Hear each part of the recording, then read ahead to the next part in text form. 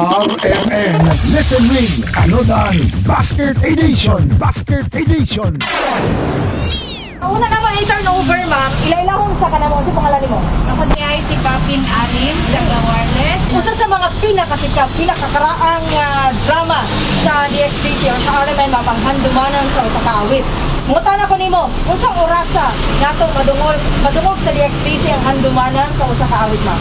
Madungog yun na siya, alauna, media sa hapon, hantod, alas 2 sa hapon. Maug yun na ang ako permente paminawon kada hapon. Alauna imedya hangtod alas 2 sa hapon ang handumanan sa usa ka awit is correct. Like, sakto man ang imong tubag. Ayan, dawata. Ang ato ang usa ka basket na kampanahan. Sige, ma'am.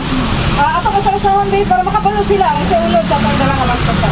Okay, aduna tayo mamati, Kamatis! pilis, Bilis. aduna tayo kusino, Tusino. aduna tayo mantika para magpito na to ang atong tutuhunon. Aduna tayo suka, lami kay tawsaw ni sa bulan. Oo. O ang atong itlog, na lami kada adlaw na itong ginagamit. Okay, kaayo. Ayan, congratulations! Gikan din sa may Barangay 8-A, kauban si Radyoman Joel Beray. Kini si Radyoman ay ni Ginita. Tatak, RMN. RMN Listen Ring Anodan Basket Edition Basket Edition.